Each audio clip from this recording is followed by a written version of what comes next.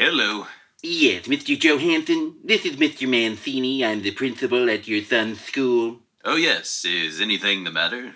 Well, this afternoon I caught little Timmy creating some extremely vulgar drawings on the bathroom wall. Good grief. Well, I'll be sure to have a chat with him when he gets home. Actually, we were wondering if he'd be interested in teaching some of our sex education courses.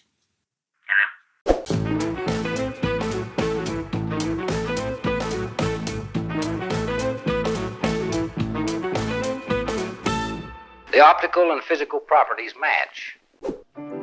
You should never drop a piano down a mine shaft. You may get A-flat minor.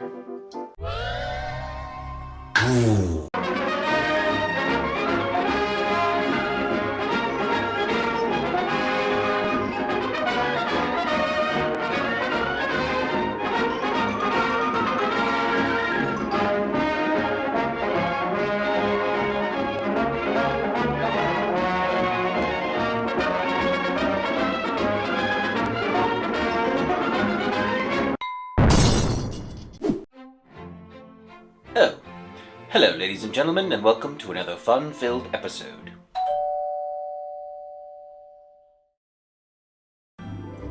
Good afternoon, miss. I'm your friendly neighbourhood toaster salesman. My card. Yes? Well, hello there. I'm with the Wunkin Fagnalls Corporation, and I was wondering if you'd be interested in sampling our latest encyclopedia. Oh, no thank you. I'm a vegetarian. I should have listened to my mother and become a priest.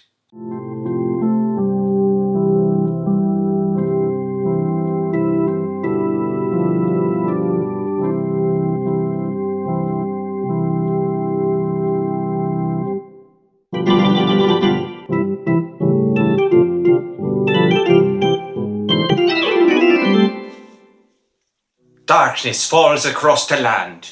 The midnight hour is close at hand, and creatures crawl in search of blood to terrorise y'all's neighbourhood. Galoshes 36, 24, 36. We are gathered here this morning to pay tribute to a great man. A man who was a member of this church for over 50 years, and a man whom I considered a close, personal friend. Paddy O'Furniture. A man who was loved. A man who was respected. A man who was. And a man who brought a great deal of pleasure to the various members of this community. And the less said about that, the better. Now, I know some of you are still in the dark as to what happened, so I'll tell yous. Last week, Paddy drowned in the river, which incidentally is why we have this lovely floral arrangement in the shape of a life preserver. Well, it's what he would have wanted. Now, Paddy was born just outside of wedlock, and he often used to tell me about his young life of poverty. The O'Furnitures were poor. How poor were they? They were so poor that Paddy couldn't afford shoes. His parents used to paint his feet black and lace up his toes. They were so poor that even their rainbows were in black and white. They were so poor. After school, Paddy joined the army, which is where he found his true calling, civilian life. So he left the army and he looked for a job. And despite looking almost all afternoon, he was never quite able to find a vocation that was complementary to his schedule. But it was around this time that Paddy met a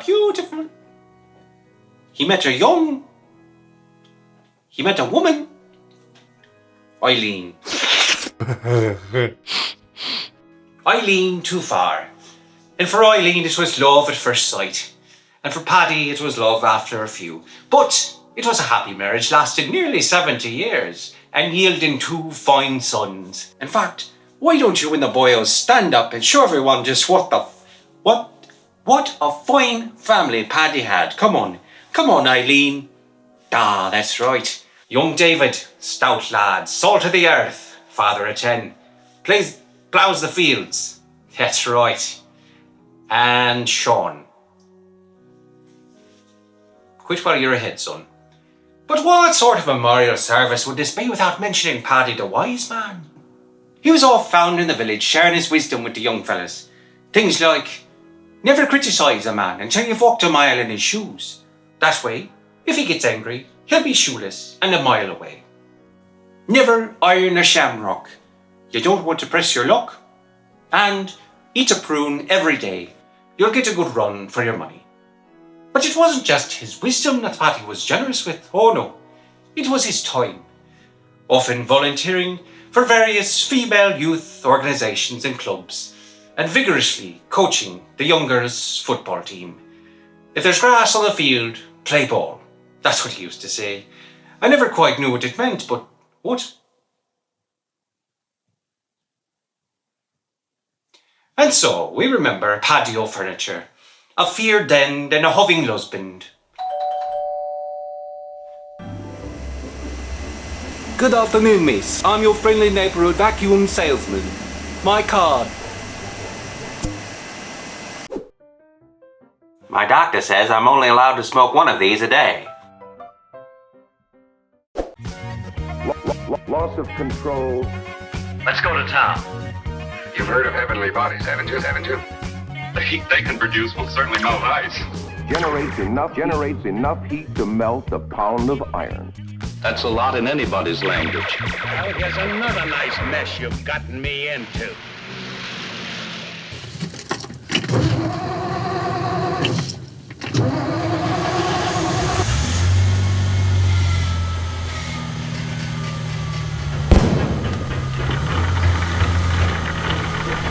She's real crap, my POS. She's real crap, my POS. My POS.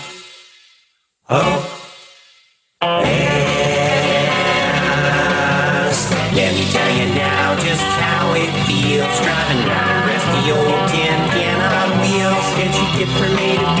Please don't make me laugh. If you're lucky, she might make it up to A.5. She's so crap, yeah, my little POS. I can take you any place that'll give you a thrill, just so long as it isn't any place uphill. She's a delicate flower, she's a sweet little lotus. She can stop on a dime if given 2 weeks notice. She's so crap, yeah, my little POS. Now some guys may mock, it's much faster to walk, but they don't really know the score. For goodness sake, she hasn't got no brakes. But what do you think the horn's for? She don't have a front seat, and she's glued up right. If you're riding her, you're gonna need a tetanus shot. And if you're quiet, you might hear a squeal. That's the engine, it's a little hamster on a wheel. She's so crap, yeah, my little POS. She's so crap, yeah, my little POS. Good afternoon, miss. I'm your friendly neighbourhood intimate apparel salesman. My card. Watch her closely. Study every characteristic. You haven't heard anything yet. And that tail. Look how it curves out to a point away from the nose. Note the tapering edges of the wing, the rounded tips. See how the fuselage tapers to a point in the rear. Watch her closely.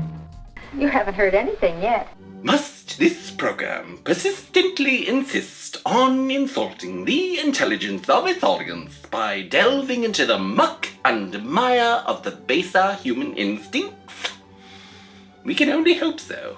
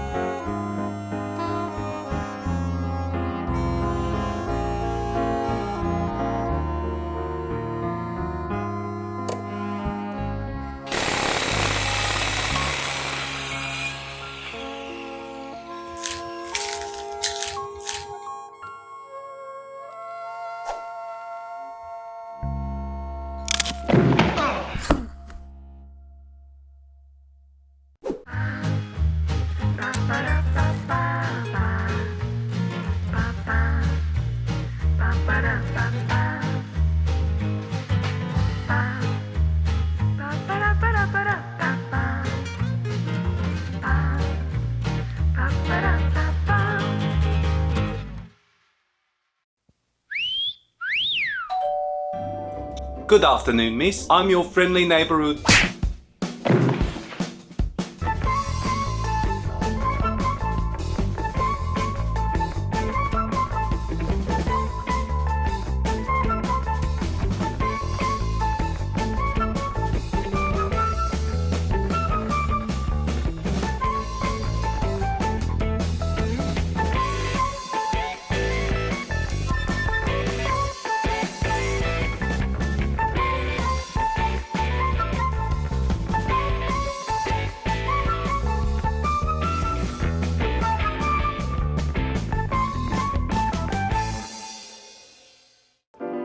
You should never drop a piano on an army base. You may get A flat major.